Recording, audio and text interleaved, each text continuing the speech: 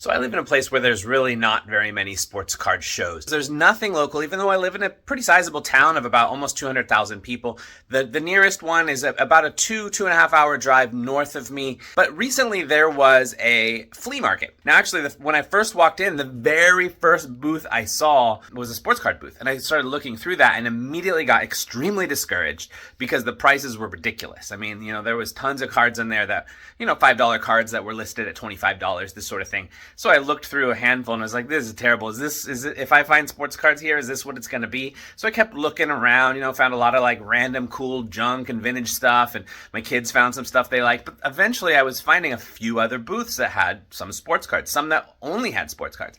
There was about 4 or 5 that only had sports cards. And there was 2 in particular that I spent most of my time at. And these 2 booths were priced much more reasonably. I could tell immediately when looking at things. It was like, okay, this is pretty close to like a reasonable cost. So I spent some time, and I spent a total of about $75 at these 2 booths. And I wanted to show you what I got. So let's take a look.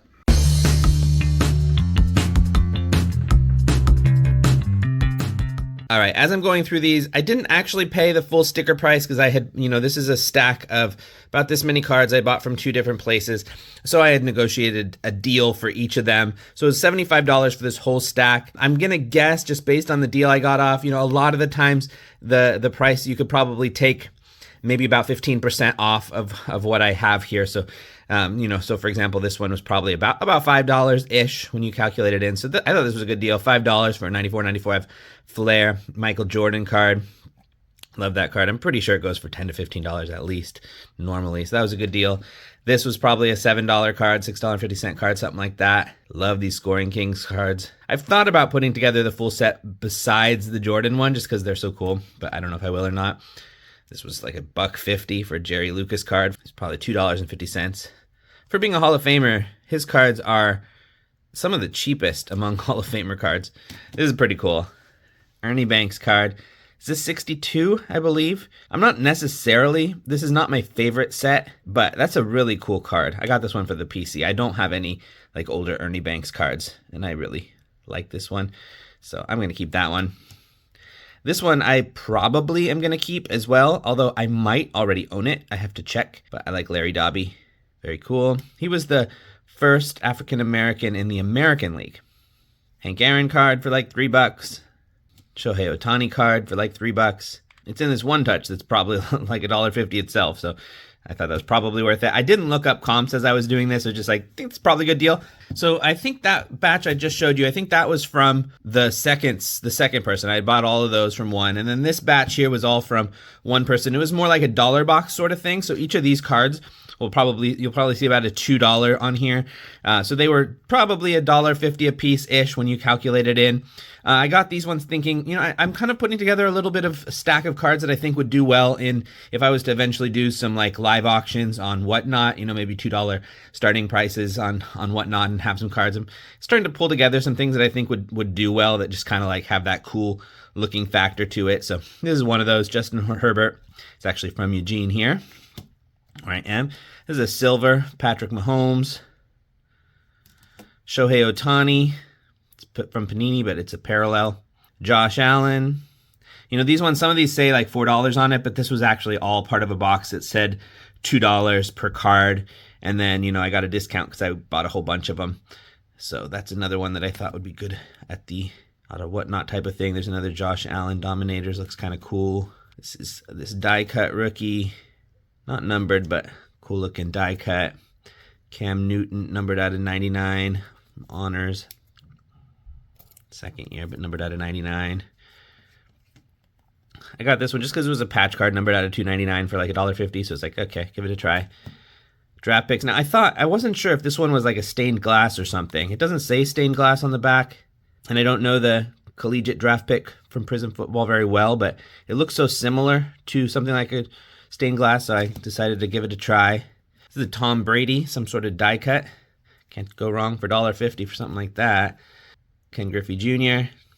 Figured that would do okay on a live stream, Whatnot type of thing. This one too, Ken Griffey Jr. Joe Montana, this is from 1983. Dave Bing, this is for the PC. I got a PC of 1970s Hall of Fame basketball players. And this set is actually one of my favorite lookings. And this card is quite good condition, so I like that a lot for like $1.50. Another one of these Josh Allen cards, just looks cool. Cal Ripken, looks cool. Joe Burrow, it's like some kind of parallel fire something or another. So $1.50, can't go wrong. Patrick Mahomes clear shots for $1.50. Patrick Mahomes Supernatural for $1.50. And Tom Brady Hidden Gems for $1.50. So I think I got a pretty good deal on these. I mean, $75 for the stack of cards here. You know, I'm gonna keep probably the Ernie Banks and that Dave Bing card for my PC, and the rest of these I'm gonna sell. Some of these, most of these, I'm probably gonna get ready for an eventual Whatnot stream.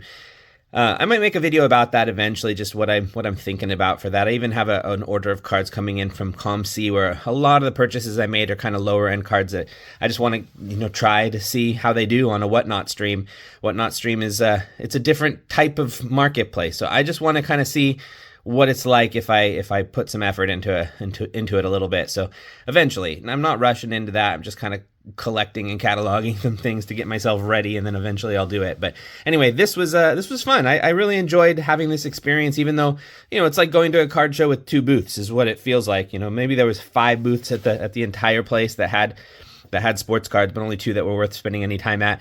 But even that, it's way better than anything else I can get around here locally. So I had a lot of fun. I do feel like in my hometown here, like somebody would do well to try to establish some sort of more regular sports card show. I think there's enough of an audience here that it would probably do well, considering that they just don't happen here. And it's a sizable town. It's a sports town too. I mean, with the University of Oregon here locally, we got a lot of, local people who are in, Bo Nix and Justin Herbert both went to the U of O here. The Blazers are not far from here, so it's a basketball town as well. So it's kind of surprising there's not more of an infrastructure for sports card shows here. It seems like somebody would have taken advantage of the populations being like, the second largest population center in the state next to the Portland area.